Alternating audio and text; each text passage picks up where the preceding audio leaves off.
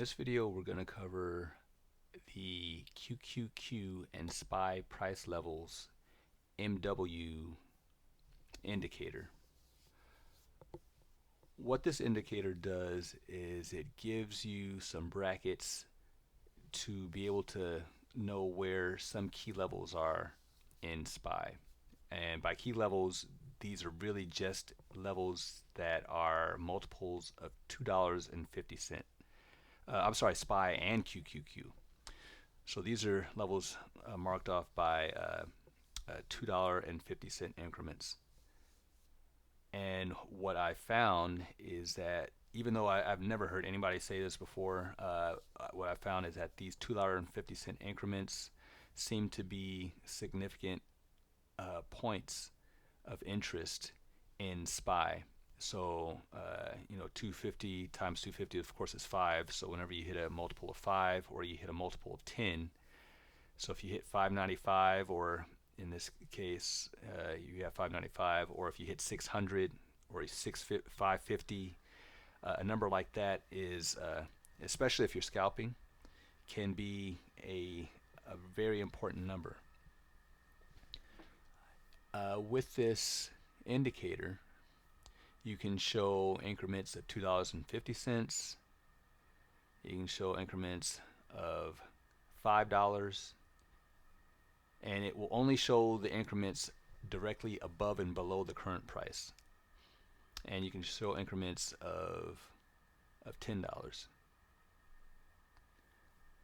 And those seem to be off the screen. Let's see. Yeah, so because we have scale price chart only. So here, this is what it looks like when we have that feature turned off.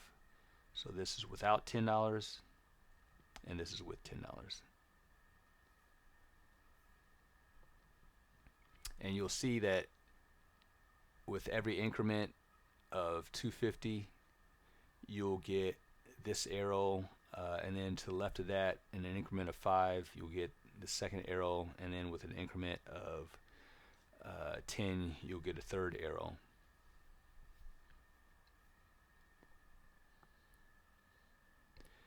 So like I said, this is typically something you might use if you're scalping and you're trying to find out how close are you to these increments.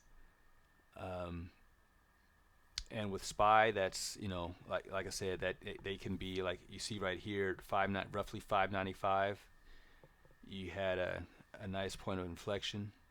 It's like if we play this forward from here, let's see what this looks like. Press play in replay mode, and there you have a nice fat wick that formed right there at 597.50. Came back and retested 597.50.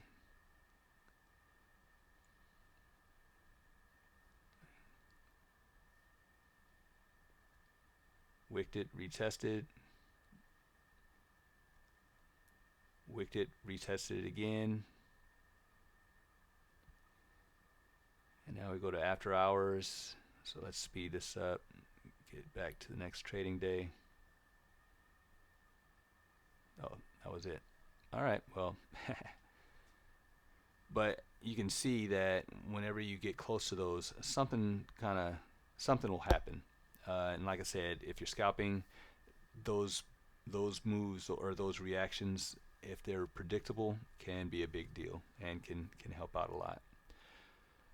Now, why is this significant? Because you can see the price of SPY when you're looking at the SPY chart. This is significant because it applies to charts that are SPY related.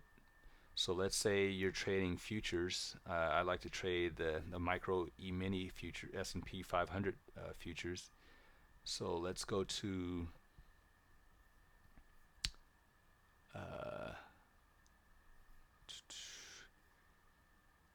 let's say go right here, but let's switch it to the MES Z 2024.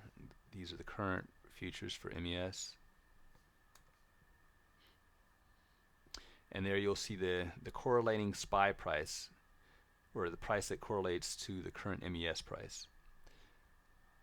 So we have at MES 6,018 and 25 cents. That's SPY at 597.50. And at MES 59.93, that's SPY 595. And because these are directly correlated, whatever happens to SPY happens to MES. And this same thing works for the ES. So if I go ESZ 2024, so now I have ES prices, and I can still see the SPY and the related SPY prices, although I'm on the ES chart. And this also works with leveraged ETFs, like for the triple leveraged SPY ETF is UPRO, or one of them, or the one I programmed for. So now when UPRO is at 94.87, SPY is at 596.44, and here you can see these key levels at 600, SPY 600, UPRO is at 96.61. And the same thing for the inverse leverage. For SPY, that would be SPXU. So now you'll see the SPY prices flipped. So now the lower SPY price is higher, and the higher SPY price is lower.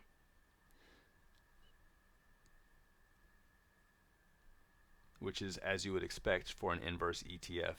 And of course, this is a triple leveraged ETF. Now all that also applies to QQQ, the NASDAQ ETF. And you'll see it has a different color palette.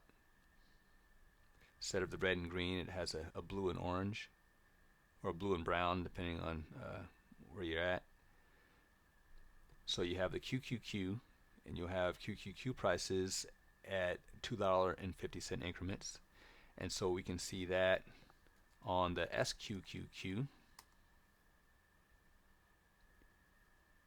So you can see the QQQ prices on the SQQQ chart. So, and again, that's an inverse leverage ETF based off of the QQQ, and of course the same thing with TQQQ, which is the triple leveraged ETF off of SQQQ. You can see the corresponding QQQ price for TQQQ. This also works with the futures. So if I go to NQZ 2024, I think that's it. There we go. So now if you're in futures, you can see the futures price limits and see how the QQQ prices correspond to what's going on in futures. And that's let's see, let's try the micro E-mini MNQ Z MNQ Z 2024. There you go again. And what you notice is that these all have different volume weighted average prices, so and different moving averages. So the moving average on, even though these are based off of the same underlying ETF, which is QQQ, they all have their own moving averages. They all have their own volume weighted average price lines. But the one thing they will share is price action on QQQ.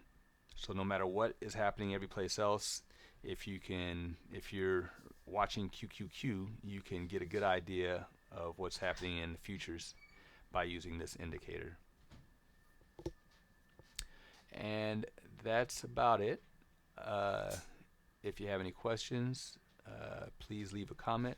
You can reach me at mwright Inc. on TradingView. Please like, share, and subscribe, and hopefully you get some use out of this indicator. It is free on TradingView. All right. Thank you.